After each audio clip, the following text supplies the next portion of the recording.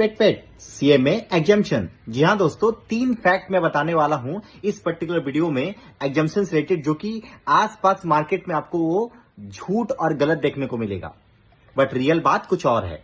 तो आइए बात करते हैं फैक्ट नंबर 1। सबसे पहली बात कि सर जो एग्जाम्शन आता है क्या ये लाइफ टाइम के लिए रहता है? आंसर इज नहीं, लाइफ टाइम के लिए नहीं होता। यदि आपका किसी पर्टिकुलर सब्जेक्ट में 60 प्लस आ गया तो आने वाला जो 3 टर्म है बस उसके लिए आपको एग्जाम्शन मिलेगा, उसके बाद नहीं मिलेगा। मतलब कि यदि मैं एग्जांपल दूं तो यदि जून 2026 में यदि आपका एग्जाम्शन आया तो पकड़ के चलिए आप कि दिसंबर 2026, फिर 27 जून और 27 दिसंबर, ये 3 आपका टर्म तक आपको एग्जाम्शन मिलेगा। उसके बाद आपको उसका एग्जाम फिर से देना होगा। फैक्ट नंबर 2 कि सर मान लीजिए मैं तीनों जो आपने बताया 3 टर्म जो आपने बताया, क्या तीनों टर्म में मैं मान लीजिए मैं एग्जाम नहीं देता, चौथे टर्म में मैं दे रहा हूं, तो क्या वो एग्जाम्शन रहेगा? आंसर इज नहीं रहेगा।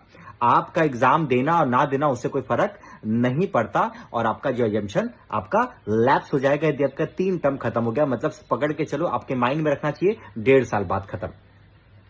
इस साल मतलब इस टर्म में आपका एग्जाम्शन आया तो अगले 1.5 साल तक वो एग्जाम्शन रहेगा, अदरवाइज वो लैप्स हो जाएगा। तो आपको एग्जाम देना ही चाहिए, मेरा ये मानना है।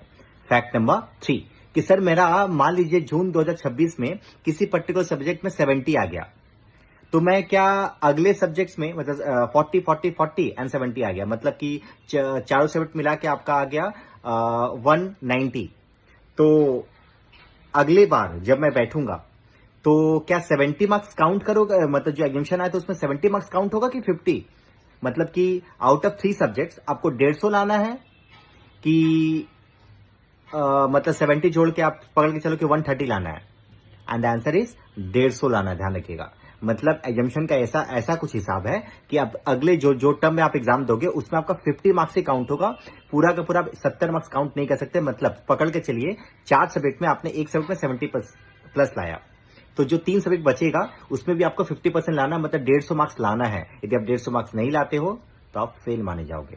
ये 3 इंपॉर्टेंट फैक्ट्स थे। इससे भी इंपॉर्टेंट एक और फैक्ट है जो मैं आपको नेक्स्ट वीडियो में बताने वाला हूं। तब तक के लिए हमारे चैनल को फॉलो कर लीजिए, और यदि आप यूट्यूब पे देख रहे हैं तो हमारे चैनल को सब्सक्राइब कर लीजिए, क्योंकि आने वाले समय में इसी तरीके से महत्वपूर्ण वीडियो मैं आपको आपके साथ शेयर करने वाला हूं। Thank you.